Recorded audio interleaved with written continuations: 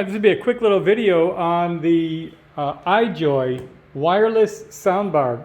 Kind of a walkthrough, and I've already unboxed it, so it's not going to be an unboxing. But I'm going to go over the features and functions and a practical application of this, this device as installed in my 1977 MGB. So let's go ahead and get started. Let's have a look at some of the features and functions on this device. On the back, you'll see that you can have a USB out and a USB in. This is for the DC in. It's a charging port. This is goes to a regular USB charging box. I don't know if you can see that, but this is not a Type C USB port. It has a, I don't know if you can see, kind of a chamfer edge on these.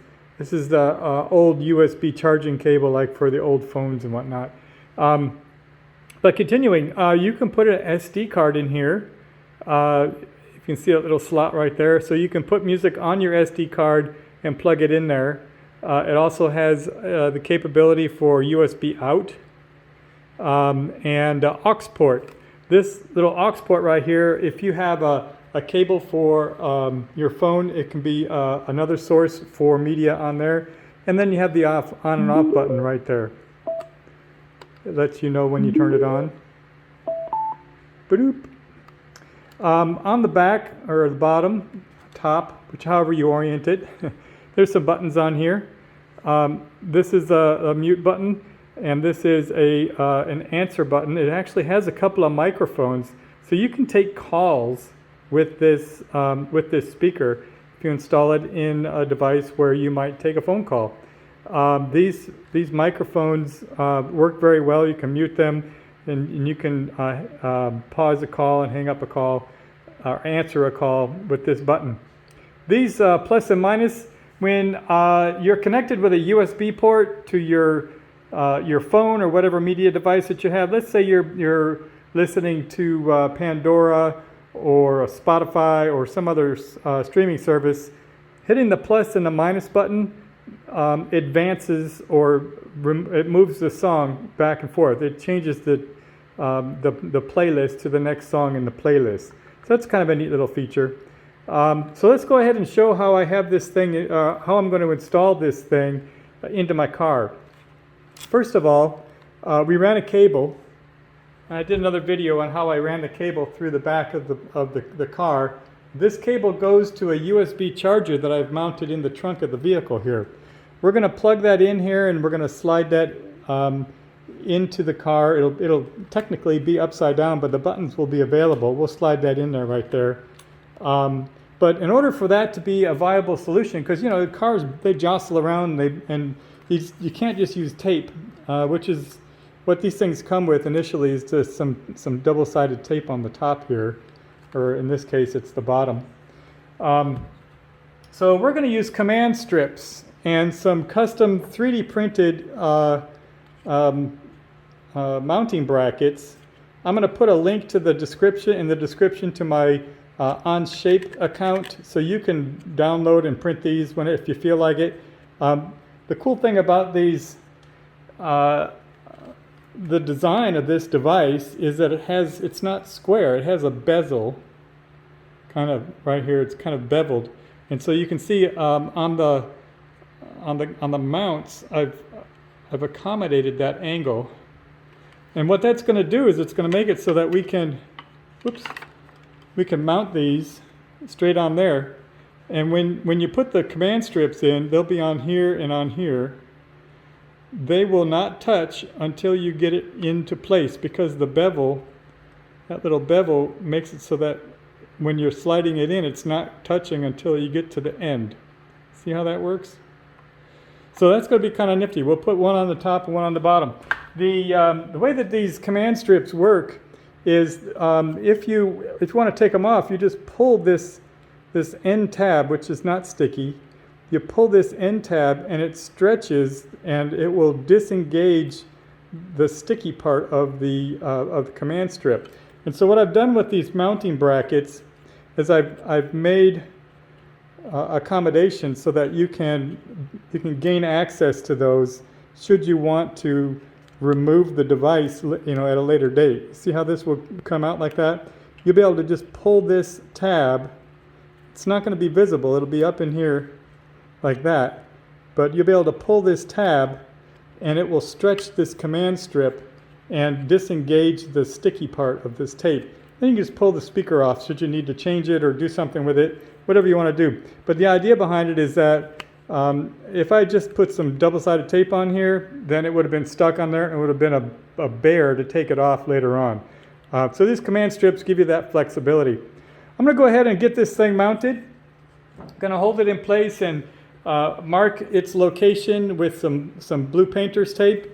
And then I'll run some sheet metal screws right through these holes, which are recessed. You can see the real recessed holes in here. And so these will go straight into there, and they'll disappear into the plastic, and there'll be a flush mount all the way in. So I'm going to go ahead and mount these up, and then we'll continue the video from there. All right, so there you can see we have the brackets installed. I'm going to have to clean some of this dust away so we can get a good seal with those command strips. They go through, and it's a nice firm installation. Moving forward. All right, so I got the command strips in place. Before we get ready to put this thing in permanently, I'm going to take just some precautionary steps.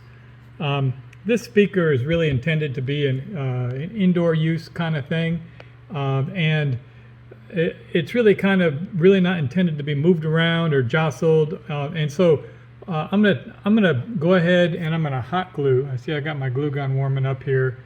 I'm gonna hot glue this connector into place so that no amount of torque, or at least I'll minimize any kind of vibration that might damage the circuit board that's in here.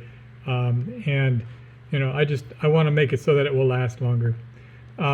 When hot gluing, you can see right here there's a little dot that is when it's charging.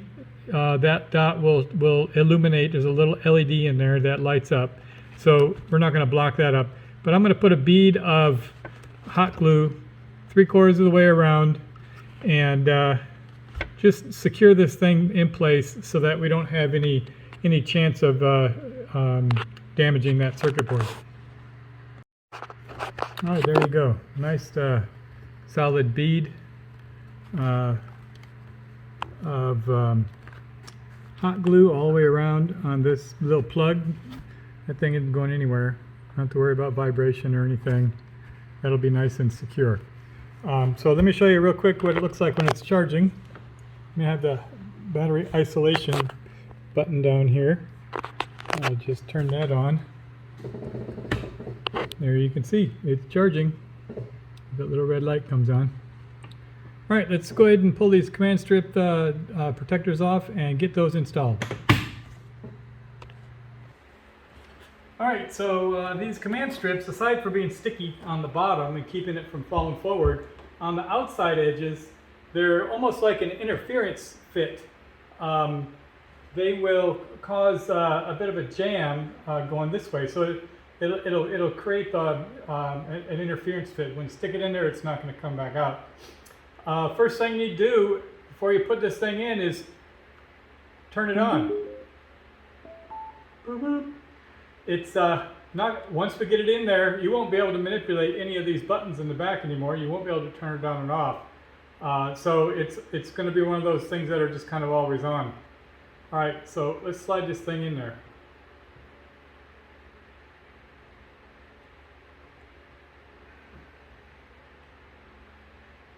Okay. There we go.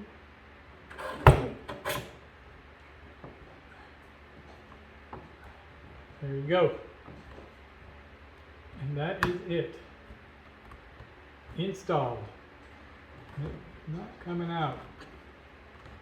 Again, we use command strips, and you can see probably from that camera angle right there that if I wanted to, I could pull these things out and we'd be able to pull them out. But that's not the case in this case. Let's go over Bluetooth pairing and test the speaker and see how well this thing performs. Alright, so let's go over Bluetooth pairing real quick. This right here is your typical Android phone, and if you click on Bluetooth, it'll give you some options, and you can tell it to scan for devices, and it should show up. There it is, right on the bottom down here. Can you see that? IJoy Slim. Little thing will come up in a second. Yes, I want this. Now we're connected to the IJoy Slim.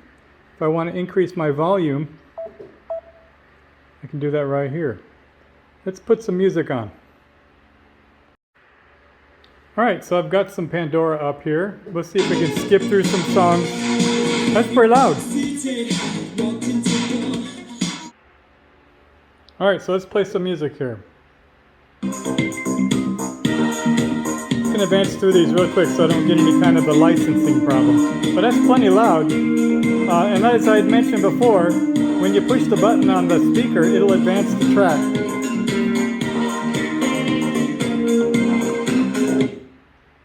To the next song.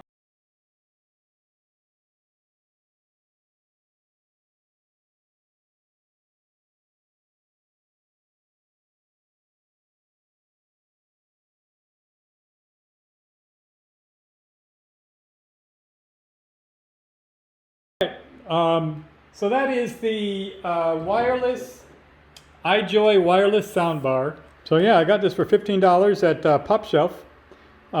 You can find these at a lot of different places. You can find them at Walmart. You can find them on Amazon. Stock's kind of hard because it's a really great bargain. If you're looking for a really good sound out of a cost-effective speaker, this is a really good selection for you, and I highly recommend it.